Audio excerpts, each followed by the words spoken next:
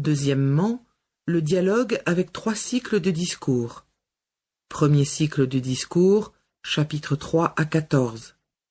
Deuxième cycle de discours, chapitres 15 à 21. Troisième cycle de discours, chapitres 22 à 27, assez perturbé. Intermède, éloge de la sagesse, chapitre 28. Conclusion du dialogue, chapitres 29 à 31. Troisièmement, les discours d'Élihu, chapitres 32 à 37. Quatrièmement, les discours de Yahvé, chapitre 38, verset 1 à chapitre 42, verset 6. Cinquièmement, épilogue en prose, chapitre 42, versets 7 à 16. Unité et authenticité. Peut-on attribuer ces différentes parties au même auteur? On l'a contesté quelquefois. Petit a. Quel rapport y a-t-il entre le dialogue poétique et les 2 morceaux en prose qui encadrent le livre? Le contraste est marqué dans la langue et les idées. Il est probable que l'auteur du dialogue s'est trouvé devant une vieille tradition préexistante en prose qu'il a utilisée assez habilement. Petit b. Le poème sur la sagesse, chapitre 28, paraît une pièce rapportée. Cependant, sa place n'est quand même pas inexplicable en cet endroit. Petit c. Le problème le plus sérieux est posé par les discours d'Élihu. Élihu n'apparaît nulle part ailleurs. Vocabulaire et style sont différents. Il est difficile d'attribuer ces morceaux à l'auteur du livre, mais il est bien entendu que même ajoutés après coup, ils jouissent de l'inspiration divine comme tout le reste du livre et apportent leur contribution doctrinale aux problèmes posés.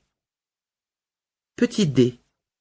Il n'y a par contre aucune raison valable de mettre en doute l'authenticité des discours de Yahvé. Ce sont eux qui donnent un sens au reste du livre. Il semble donc que pour découvrir la pensée de l'auteur, il faille tenir compte des divers éléments du livre, exception faite sans doute des discours d'Élihu. Ce n'est pas seulement par la bouche de l'un des personnages qu'il s'exprime, mais par celle de tous, et surtout par celle de Yahvé, qui a le dernier mot. Auteur et date. L'auteur de Job ne nous est connu que par son œuvre. Il s'y est livré assez cependant pour qu'on puisse le décrire avec certitude. Poète de génie, avons-nous déjà dit, homme à la sensibilité vibrante qui sympathise avec toute la misère du monde et qui paraît avoir beaucoup souffert lui-même. C'est aussi un penseur exigeant et profond, une âme au sens moral très affinée, très consciente de sa liberté et de son autonomie, mais aussi ouverte au mystère de Dieu.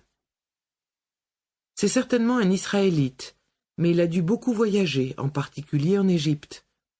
Peut-être connaît-il des pièces littéraires dont le sujet avoisine le sien, tel le dialogue égyptien du lassé de la vie avec son âme, ou le poème babylonien sur le juste souffrant, mais il dépasse de beaucoup ses précédents. Il connaît en tout cas admirablement les livres de la littérature biblique de son époque, en particulier Jérémie. Il a pu appartenir au milieu des sages, qui nous est bien connu par la littérature sapientielle de la Bible, mais il a senti assez vite les insuffisances de leurs enseignements sur le problème de la souffrance humaine. Le cadre en prose a une couleur archaïque assez prononcée, qui paraît un peu artificielle, et n'indique rien sur la date du dialogue. Dans le dialogue, l'emploi affecté des vieux noms Eloah et Shaddai pour désigner Dieu comme avant la révélation mosaïque n'a pas plus de portée. Selon de bons juges, la langue fortement teintée d'aramaïsme, les idées défendues, la situation sociale déplorable, voir chapitre 24, versets 4 et suivants, chapitre 30, versets 1 et suivants, font situer la composition du livre dans la première moitié du Ve siècle.